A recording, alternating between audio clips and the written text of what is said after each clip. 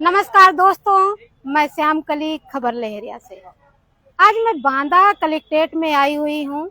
आप जैसे social media में देखा भी होगा कि 16 तारीख का एक मेडिकल कॉलेज का वीडियो वायरल हो रहा था।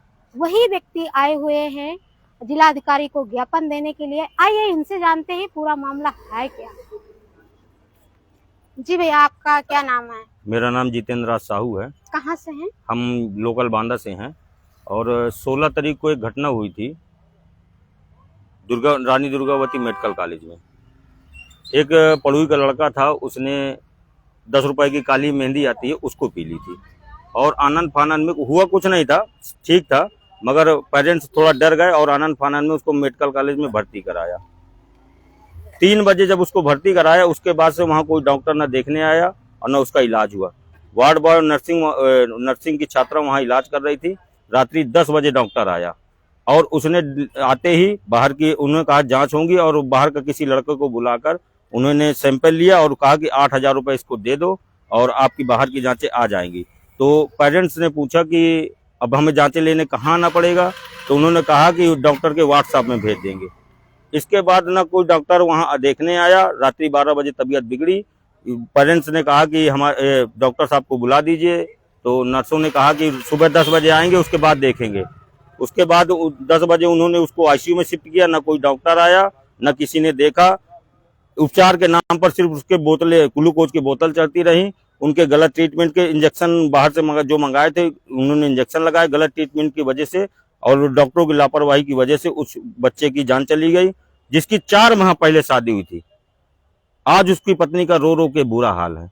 तो माननीय मेरा योगी जी और मोदी जी से निवेदन है कि या तो हॉस्पिटल रानी दुर्गावती की मेडिकल कॉलेज की व्यवस्था ठीक करा दे, अन्यथा की स्थिति में उसको बंद करा दे, ताकि किसी और बच्चे की जान ना जाए और किसी पिता की और किसी रिलेटिव की जान ना जाए। वो लड़का की आप कौन है? वो लड़के का मैं चाचा लगता हूँ, पारिवारिक है मेरा। क्या नाम था लड़का? लड़का का रामजी साहू नाम था। उम्र क्या? उम्र उसकी 24 साल थी। 4 माह पहले उसकी शादी हुई है, 5 दिसंबर को। तो दोस्तों, सुना कि अस्पतालों की किस तरह की व्यवस्थाएं हैं। ये हम नहीं कह रहे हैं, ये खुद पीड़ित कह रहे हैं। आइए उनके जो और भी परिवार से हैं उनसे भी जानते हैं। कहाँ के रहने वाले भाई साहब? क्या नाम है दादाजी आपका? मेरा राकेश साहू। कहाँ से हैं? पड़ोई से।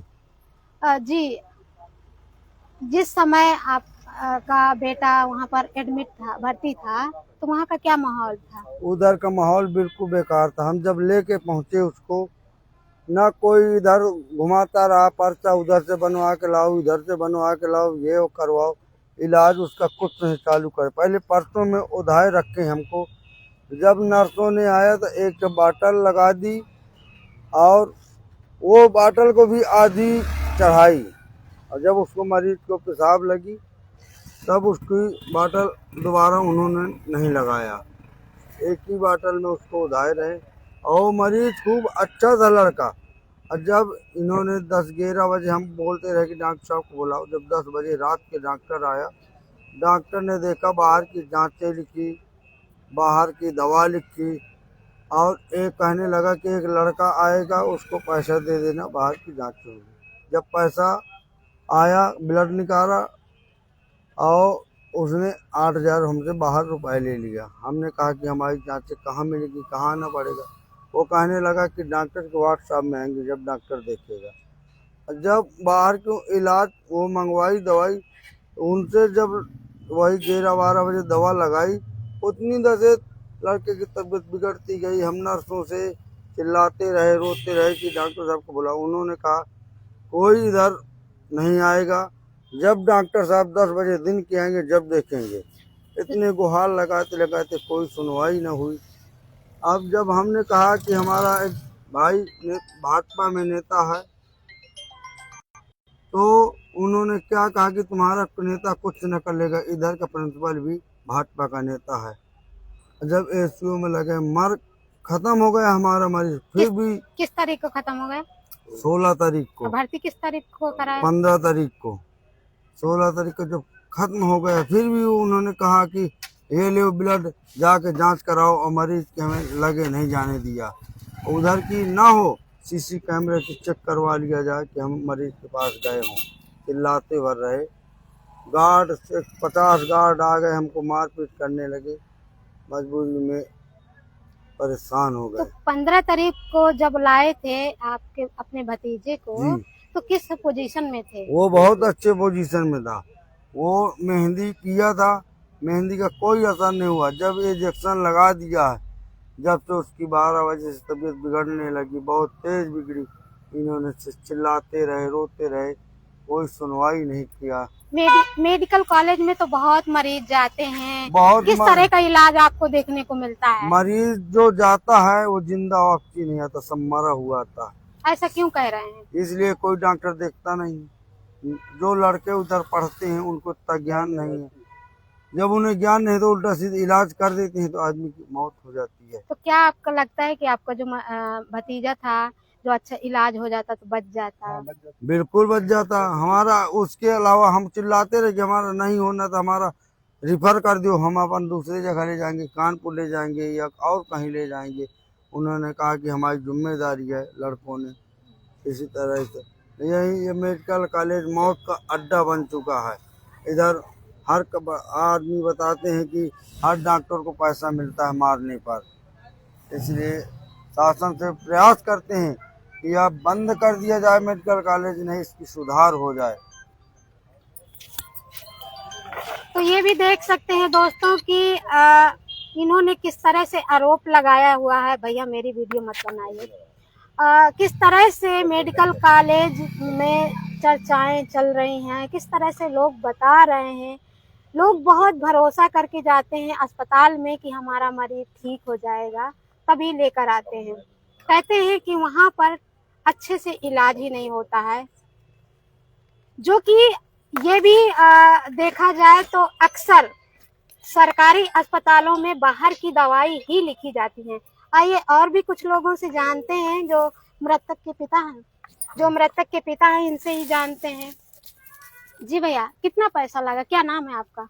हमारा राज बहादुर साहू नाम हमारा बेटा जी। पैसा हमारा सब उधर 4-6 लोग थे, सब बांटते रहे पैसा, जिससे जो मांगते रहे उसको देते रहे। अब तक हमको ये कितना पैसा लगा था मेडिकल कॉलेज में? कम से कम 15-20 हजार तो लगेगा। कभी जांच के ऊपर जांच, इंजेक्शन के ऊपर इंजेक्शन लगाते रहे। और रात में हमने जब 2 बजे हमको 2 खंड में रिफर कर दिया, नर्सों से हमने कहा कि नर्स हमारा मरीज बिल्कुल बिगड़ रहा, कह रही थी कोई नहीं। हमने उस लड़के ने ही इतना बंद कर दिया, लूंज हो गया। तो हम कहूँ इसके लिए क्या है, ये कैसे हो गए, इतना कमजोर कैसे हो? कह रहे थे ये सब दाई से होता है। तो हम गरीब आदमी या किसान आदमी, हमने कुछ नहीं कर पाया। क्या चाहते हैं? हम इंसाफ चाहते, हम कहते हमारे लिए कुछ ना हो, पर दूसरे की जान बच जाए।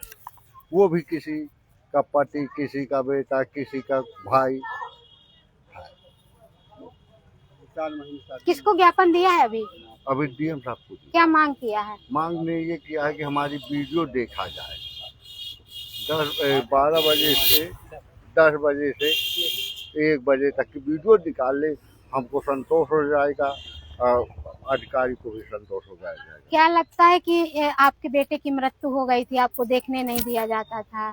हमको मारते थे, भगाते थे। वहाँ हमको लड़का बुला रहा था, वहाँ जाने नहीं देते थे। तो देखो, जो मृतक के पिता हैं, उन्होंने बताया कि हम चाहते हैं कि सीसीटीवी फुटेज निकलवाए जाएं, जिससे कि दूध का दूध पानी का पानी हो सके कि पूरा मामला कैसे हुआ है और किस हालत में वो लड़के की तबीयत थी। तो इस बात को लेकर आज ज्ञापन देने के लिए डीएम साहब के यहाँ आए हुए हैं और उनकी मांग है कि जो हमारे साथ हुआ है वो अन्य व्यक्ति के साथ ना हो, इसकी जांच करवाई जाए। तो दोस्तों, मैं अपना लाइव यहीं से समाप्त करती हूँ। तब तक के लिए नमस्कार। चला